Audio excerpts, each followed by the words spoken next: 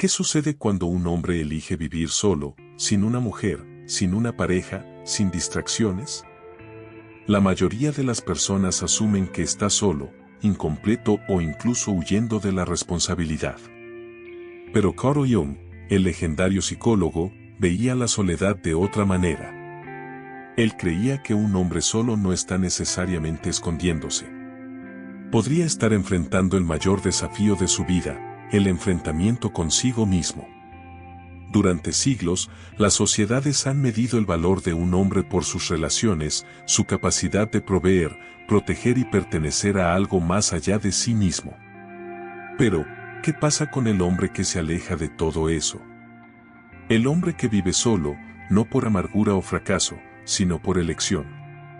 Carl Jung argumentaba que este tipo de soledad no es una escapatoria, es un crisol, una prueba para ver si un hombre puede soportar sus propias profundidades, enfrentar sus sombras y emerger más fuerte. A esto lo llamó individuación, el viaje hacia la plenitud, donde un hombre debe enfrentarse a sus miedos, sus deseos e incluso a su lado femenino reprimido, lo que Jung llamaba el anima. Pero aquí está la verdadera pregunta. ¿Vivir solo es una señal de debilidad, un fracaso en conectar con otros? ¿O podría ser la prueba definitiva de la relación de un hombre consigo mismo? Carl Jung creía que la verdadera madurez de un hombre no se trata solo del éxito externo. Se trata de confrontar las profundidades de su propia psique.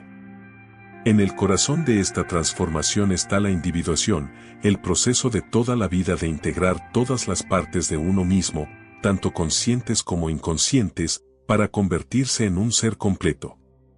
A diferencia de la simple superación personal, la individuación no consiste en añadir más a lo que uno es, sino en descubrir quién siempre ha sido, bajo las expectativas sociales, los miedos y los deseos reprimidos.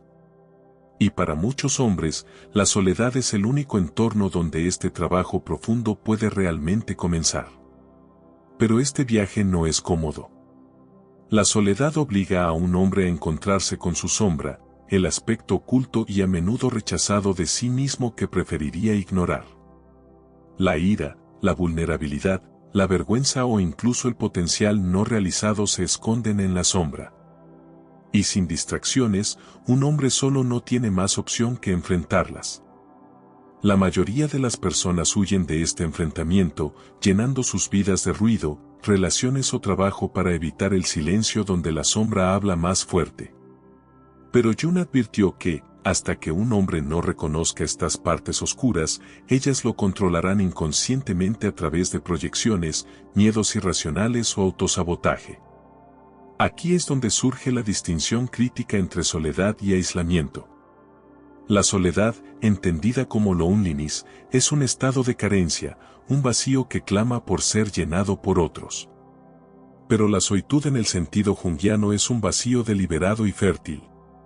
Es un espacio donde un hombre deja de buscar validación en el mundo exterior y, en cambio, vuelve su atención hacia adentro para escuchar. En ese silencio, sucede algo inesperado, comienza a escuchar la voz de su anima, el término que Jung usaba para referirse al lado femenino interior. El anima representa el aspecto emocional, intuitivo y relacional de la psique de un hombre, cualidades que a menudo son reprimidas por la masculinidad tradicional. Cuando un hombre vive solo, sin una mujer como espejo o distracción, su relación con su anima se vuelve inevitable. Si él la rechaza, se vuelve endurecido, estéril emocionalmente o con un deseo obsesivo de control. Pero si se involucra con ella a través de los sueños, la creatividad o una autorreflexión honesta, accede a una masculinidad más profunda y equilibrada. Tema, en este sentido, no es solo una pareja ausente. Ella es un puente hacia aquellas partes de sí mismo que ha sido enseñado a negar. Para Jung, entonces, la soledad no se trata de rechazar el mundo, sino de reclamar el yo.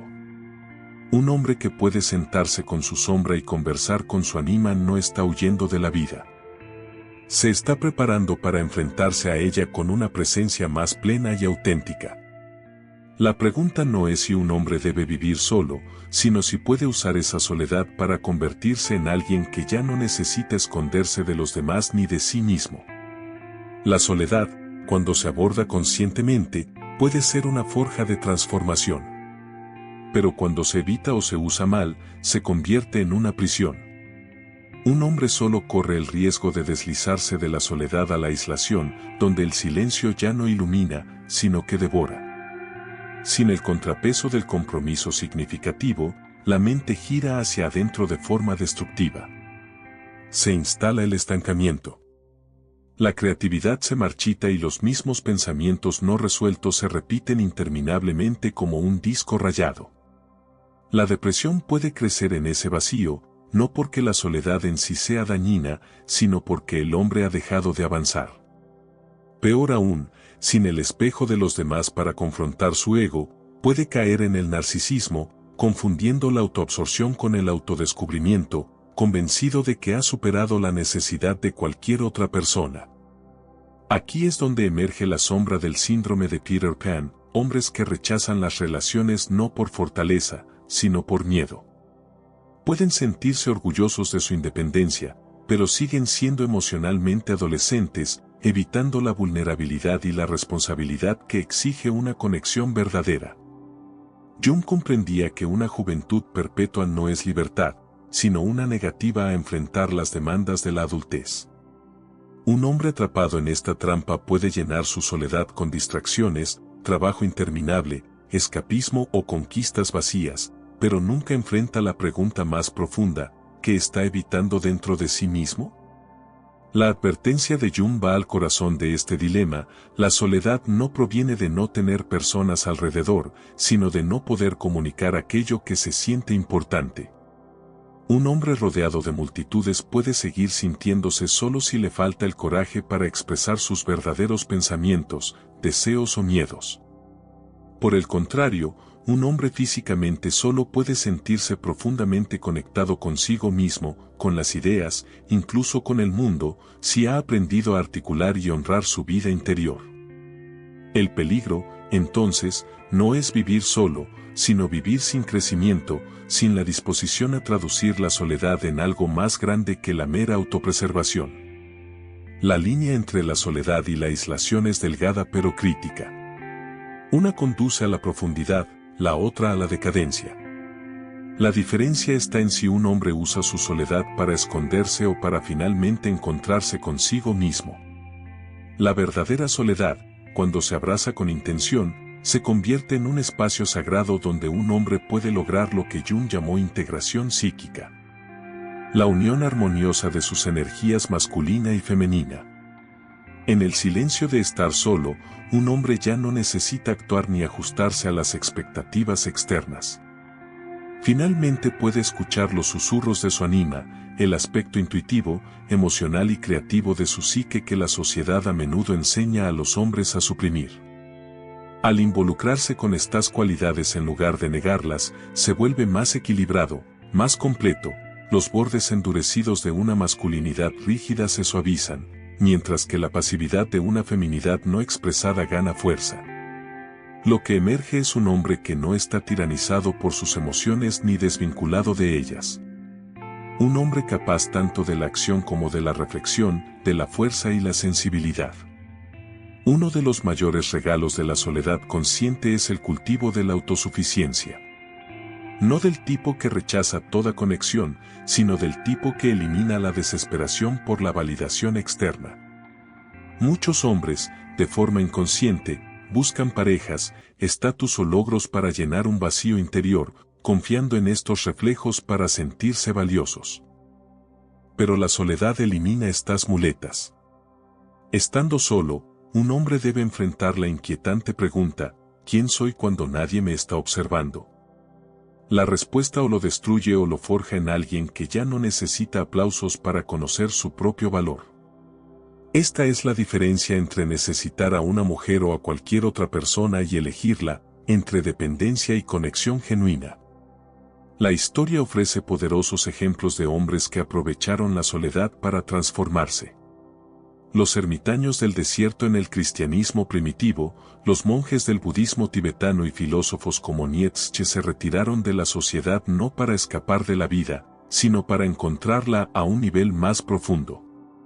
El propio Jung se retiraba regularmente a su torre en Bollingen, donde practicaba la imaginación activa, la talla en piedra y el análisis de sueños, actividades que le permitían dialogar con su inconsciente. Estos hombres no se escondían del mundo. Se preparaban para enfrentarlo con mayor claridad.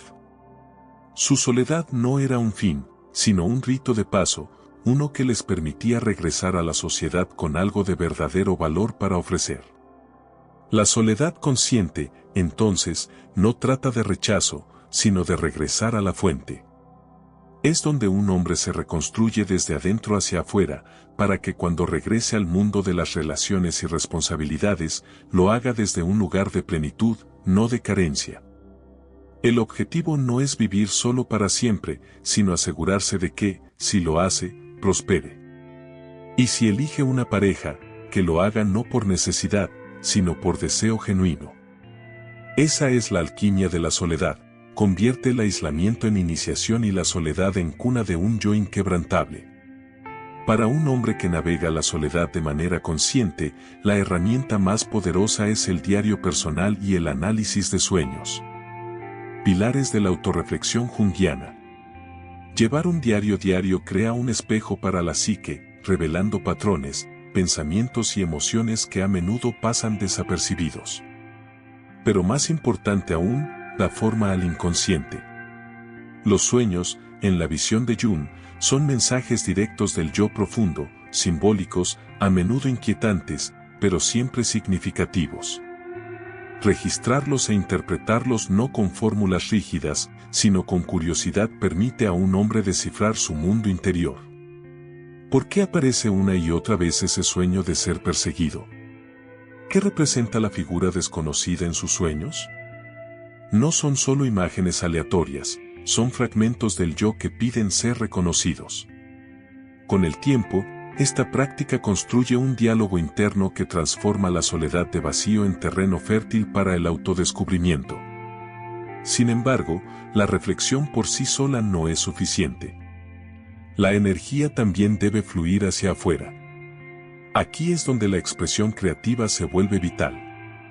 Un hombre solo tiene una rara oportunidad de canalizar su enfoque sin distracciones hacia la maestría. Ya sea a través de la escritura, la pintura, la artesanía o incluso la práctica disciplinada del ejercicio físico, el propio Jung recurrió a la talla en piedra durante sus periodos de aislamiento. Descubrir que el acto de moldear la materia prima refleja el trabajo de moldear el propio ser. La creatividad, en este sentido, no se trata de talento o reconocimiento. Se trata del acto en sí. El proceso de traer algo a la existencia que antes no estaba. Es alquimia, convertir la soledad y el silencio en algo tangible. Algo que demuestra que un hombre no solo está dejando pasar el tiempo, sino forjándose a sí mismo. Pero una vida con profundidad requiere más que rituales personales. Necesita una base espiritual o intelectual. Para algunos, esto puede significar involucrarse con la filosofía, explorar las obras de pensadores que se enfrentaron a las grandes preguntas de la existencia. Para otros, podría implicar la religión, la meditación o el estudio de la psicología, no como conceptos abstractos, sino como sistemas vivos que pueden probarse contra la propia experiencia. El propio camino de Jung estuvo impregnado de mitología, alquimia y pensamiento oriental, no como escapatorias de la realidad, sino como mapas para comprenderla. La clave es encontrar un marco que desafíe y expanda la mente, evitando que la soledad se reduzca a la autoabsorción. El mundo interior de un hombre solo crece cuando se alimenta de ideas que lo empujan más allá de sus límites actuales. Finalmente, incluso la soledad más enriquecedora debe equilibrarse con la conexión humana. No como un salvavidas, sino como un recordatorio de que el crecimiento no está destinado a ser acaparado. Mantener vínculos con amigos, mentores o comunidades, incluso si es solo de vez en cuando, ancla al hombre y comparte la realidad. Estas conexiones no necesitan ser románticas ni siquiera profundamente emocionales. Simplemente necesitan ser reales. Conversaciones donde se dejan las máscaras, donde se intercambian ideas, donde la soledad es temporalmente atravesada por la presencia de otros. Jung enfatizó que la individuación no es una huida solitaria de la humanidad, sino un proceso que finalmente conduce de regreso a ella, con mayor claridad, compasión y la capacidad de relacionarse sin perderse a uno mismo. El hombre que vive solo sabiamente, entonces, no es por defecto un monje ni un ermitaño. Es alguien que usa la soledad como un taller, afinando su mente, enfrentando sus sombras y creando una vida que no depende de la validación externa, pero que aún puede acoger una conexión genuina cuando se presenta. Su soledad no se convierte en una jaula, sino en un crisol. Y lo que emerge no es solo un hombre que puede vivir sin una mujer, sino un hombre que, con o sin ella, está verdaderamente completo. La soledad, al final, no es ni un castigo ni una escapatoria. Es un espejo. Refleja lo que un hombre lleva consigo. Para algunos, se convierte en un vacío que amplifica sus miedos e inseguridades. Para otros, se convierte en una forja donde dejan atrás ilusiones y redescubren su esencia.